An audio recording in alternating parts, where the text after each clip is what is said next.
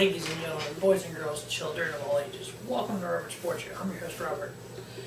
Just getting off the WWE Network with the 2017 Battleground Smackdown Live Network Special. Yeah. Started off, we had Aiden English versus the Perfect 10, Ty Dillinger, pre-show match, rematch from Backlash. This time, Aiden English getting the victory. 9 minutes, 2.5 star.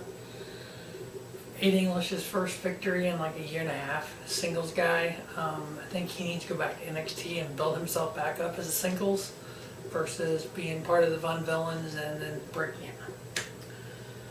Neither guy looked great, neither guy looked crappy. It's just, you can't, nobody can get over on anybody. So Aiden English beating Ty Dillinger. Once the show officially started at 7, we had the Smackdown tag titles on the line. We had the New Day, represented by Kofi Kingston and Xavier Woods, which I believe is the first time we've seen that version of New Day. Big E on the outside, versus the Smackdown Tag Team Champions, the Usos. Kind of like I said in the pre-show, or the preview, New Day, Tag Team Champions. You had the Usos looking strong as hell, and they had Kofi down on the outside. They had Woods basically beat. And of course, the faces like the New Day, like John Cena, no matter how beat down they are, they always come back to get the victory. So you had Xavier Woods pinning Jimmy Uso, so your new SmackDown Tag Team Champions, the New Day. I gave it 3 1/4. That was a pretty good match. Starting to really like the Usos, so yeah. So New Day, we'll see how long they hold it for this time. Are they going to beat their own record? We'll see. Next we had Shinsuke Nakamura versus Baron Corbin, coming off Money in the Bank last month. Baron Corbin taking out Nakamura before the match started. In the match, they had some spots, and they kind of had this little feud going on, and it was actually becoming a really good match. I mean, these guys were, it was okay, you know. But Corbin ends up low blowing Nakamura, from behind. He just kicked under, behind him. I guess Nakamura was around Baron Corbin, and like he's gonna do a belly to back suplex. Or wasn't going to suplex him probably, but had a back, around him. Corbin kicks his leg back, low blows him, referee calls it, so by disqualification, Nakamura getting a victory. Typical 13-minute match. I mean, WWE likes to keep a certain time, 13 minutes, I give it 2 3/4. It wasn't horrible, but the end of it's like really. Next, we had the 5-way elimination #1 contender match for the women's title. You had Naomi at ringside. So the winner of this faces Naomi for the SmackDown Women's title at SummerSlam. You had Becky Lynch versus Tamina versus Natalya versus Lana versus Charlotte Flair. You had a lot of Lana and Tamina working together. You had your first pin 8 minutes in, which was Becky Lynch making Tamina submit. And then you had Becky Lynch making Lana submit. And then you had Natalya getting a quick roll-up pin on Becky Lynch. This is all within a minute. 3 pins. I'm like, oh, okay. Well, 8 minutes in the match was your first pin, so a minute later, so you had a 2-minute match basically between Natalya and Charlotte. Who it came down to, and it came down to Natalya getting a pinfall victory over Charlotte. Oh my God. So now you have it. SummerSlam, the biggest party of the summer. Natalya versus Naomi for the SmackDown Women's title. So what is your best women going to do at SummerSlam? Charlotte, Becky Lynch. What are they doing? More than likely that'll be a pre-show match probably, or a match on the card, because there've been some little, because they weren't really friends, but they were kind of working together. So I look at something with those two hopefully at SummerSlam, but it's like, 11 minutes, huh? 5-way elimination, 11 minutes. Wow. I give it 2 3/4 star. Nothing really to. Next, we had the U.S. title on the line. We had champion, the phenomenal AJ Styles, versus the face of America, Kevin Owens. I thought this match was going to be just spectacular. I was like, this is going to be the match of the night. It delivered in some ways, but some ways it didn't. You have AJ Styles 16 days ago winning the United States title at Madison Square Garden. And in AJ's own words, when he was wrestling, only WWE guys were allowed at Madison Square Garden. You didn't have TNA going to Madison Square Garden. You didn't have Ring of Honor. You didn't have PWG. You didn't have these indie companies going there. You only had WWE there. So the grandest building in the mall in New York City, one of the biggest known buildings ever, Madison Square Garden. The biggest fights happen there. The biggest wrestling events happen there. Only 2 people in WWE history of all the matches, all the United States title matches ever, at Madison Square Garden, the only people to win the title there was John Cena and AJ Styles. You thought that would have meant something. This match, back and forth, AJ being AJ, Owens being Owens. I mean, it wasn't nothing over the top spectacular. But you have Kevin Owens winning the United States title back. Kevin Owens is a 3-time United States champion since WrestleMania. It's a piece of candy. Piece of candy, piece of candy. WrestleMania was what? 3.5 months ago. So was that 110 days, give or take, since WrestleMania? And Owens has won the United States title 3 times? 18-minute match. I give it 3.5 stars. It was good. Not memorable. It's not going, oh, I remember that Battleground match for the United States title. Kevin Owens and AJ Styles. Yeah, no, nothing like that. So there's that. Kevin Owens, United States champion, which is great. I'm fine with that. But 16 days for AJ Styles. I mean, come on. Yeah. Next, we had the epic flag match. Rusev versus John Cena. Believe it or not, I've never seen a flag match quite like this one. You had the flags at each corner, to the corners in the ring. You had to get your country's flag down, take it up the ramp to the stage, where you had steps set up with United States on one, Bulgaria on the other, and you had to put your flag into the flag stand. Okay? Well, both of them got their flags down. Rusev first, Cena, then Cena. So the flags were in the ring as they would take them up the ramp. Obviously, they get stopped. You have them fighting up by Rusev get his flag. He walked around the ramp, and Cena had a choice: either go in the middle of the ring, get his flag, or stop Rusev. So he stopped Rusev, diving off the turnbuckle, off the ringside. They're fighting up around the stage where the platforms are set up for the flags. Rusev, suplexes Cena on the stage, sets up 2 tables right by the United States stand. Like, what? What's going on here? So you have them fighting back and forth, getting their flags, trying to bring them up. You have Rusev with, what's it called, the Acolyte, or whatever that submission move he does is called, Steiner Recliner, what other people have called it. And you're like, okay, he had STFU on him in the ring, Cena on Rusev. Rusev almost passed out. You have this one, okay, Rusev's going to win this.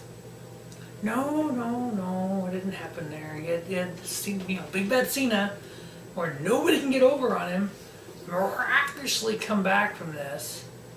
Not only did he come back from having multiple, whatever the hell that submission move his is, the Acolyte or whatever it's called, Steiner Recliner is another name for it.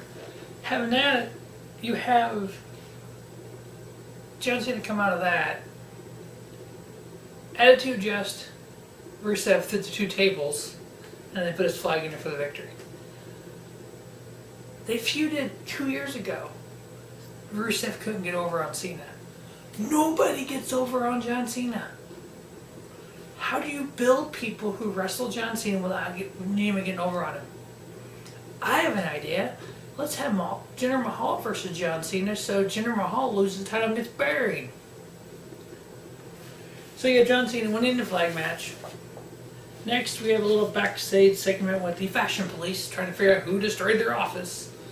The Ascension a minute to it, and you have Tyler Breeze going, "Yeah, but you guys weren't here last week, so you really didn't do it.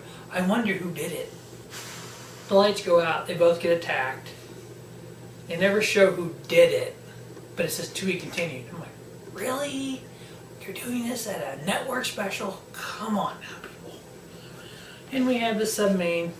We had Mike Kanellis with his wife Maria versus Sami Zayn. Why Mike Kanellis went straight to the main roster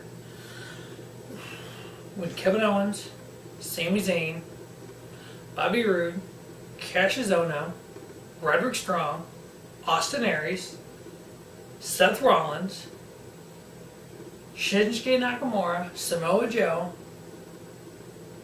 all had to go to NXT for a while. But Mike Kanellis, Michael Bennett is bigger than them guys? Come the hell on. Whatever. But anyway, Mike Kanellis with his wife Maria, because she's the first woman of Smackdown, and they're in love. She keeps sticking her nose in Sami Zayn's business. Zayn's going to take her out. Just like on SmackDown, Mike Kanellis was in the corner. Maria gets in front of him so Sami can't go after him. This time, Sami was getting ready to go for the exploder suplex into the turnbuckle. She's standing there for him to not do it. The referee ordered her out of the ring. She gets out of the ring. He does it anyway. I probably would have done it with her standing there, not giving two shits. 7-minute match. Wow, this is our 7-main match. 2 3/4 star. It was there. Sami Zayn getting a victory. Next, we had the third ever Punjabi prison match for the WWE title. The first 2 Punjabi prison matches, the first one was 21 minutes long, the second one was 14 minutes long. The second one was for the WWE World title. The first one was a non-title. First one was The Undertaker versus Big Show. It's supposed to have been the Great Khali, but Khali got hurt or something and wasn't there. The second one was Dave Bautista versus the Great Khali. The third one was Randy Orton versus Jinder Mahal versus Samir Singh and versus Sunil Singh and also the Great Khali. Yes, we had a Great Khali sighting. Yeah. Wow. Oh God, so bad. Punjabi prison match. Yeah, if you didn't see it, has the inner cage. There's 2 inner cage and an outer cage. The inner cage has 4 doors. Once you order a door open, the door is going to be open for 60 seconds. Once no one exits that door, it's locked and closed. No matter what, it's locked and closed after 60 seconds. 3 of the doors get open. Open the door. I can't get out. Locked, closed. The 4th door opens. 30 seconds left. The Singh brothers pop up from underneath the ring, pull Jinder out right as Randy went to go out, the door closed. So Randy's in the inner cell. Now all 4 doors are locked closed, so the only way out is climbing over. You have the Singh brothers on the outside between the cages, the 2 cages, with Jinder. All Jinder's got to do is climb up and out. Well, Randy's got to climb out the first one, then up the second one. He climbs out the first one, does it at the corner. Well, when that cage comes around inside it, it's like a diagonal for the ends, so the 2 cages almost meet. So Randy, I guess, seeing this, climbs up the turnbuckle basically, up the side of the cage, climbs over to the other cage. Singh brothers get him down, there's a fight and stuff, whatnot. Samir Singh crawls through the Punjabi bars, whatever you want to call them, on the outside, climbs up, is fighting with Randy. Randy ends up hitting him about 5 times. Samir falls from the top of the outside of the cage, like 16, 17 foot, down through the announce table. So now Snell saying it's up to him and Jinder to stop Randy. So I mean, it's been a 3-on-1 for a few minutes here. You have Randy climbing. Out comes the Great Khali. Fuck. Really? As Randy's climbing over the top of that cage, Khali's shaking it. Randy falls back in. Falls down and grabs himself about halfway. Great Khali climbs up the outside like one or two spots. Was able to grab a hold of Randy, basically holding him by the neck. And Jinder climbs out and wins the title. So the first WW match was supposed to be Great Khali. He was injured and wasn't involved. He lost the second one and helped Jinder win this one. Big surprise. You know what? No cash in by your Money in the Bank champion? That's right. Heel. I mean, it wasn't really a great show at all. It wasn't a horrible show. It was kind of matches. I think too many pay-per-views or trying to put too many people over without making somebody look bad. I don't know what WWE needs to do to fix this. They need to figure out something, but it was an alright show. If your expectations are here, it was an alright show. If your expectations are here, it was a big letdown. But you know, hey, going into Money in the Bank on the Smackdown side, you have Jinder Mahal, heel as your champion. You have Kevin Owens, heel as your U.S. champion. You have New Day, face as your tag champions. Naomi, face as your women's champion. After SummerSlam, we'll see what happens. But when Jinder Mahal is your WWE champion and Brock Lesnar is your Universal champion, how are you building stars for the future? I mean, Mahal, really? Mr. Steroid guy because of all the pimples on his body and how he went from being fired, part of 3MB, to world champion, and Drew McIntyre is sitting in NXT? I'll wrap up the review of the 2017 WWE Battleground. Thanks for watching and stay tuned for the road to SummerSlam. As always, thanks for watching Urban Sports Show. Have a great night. Have a spiffy night. Urban Sports Show, your YouTube leader in sports channel content.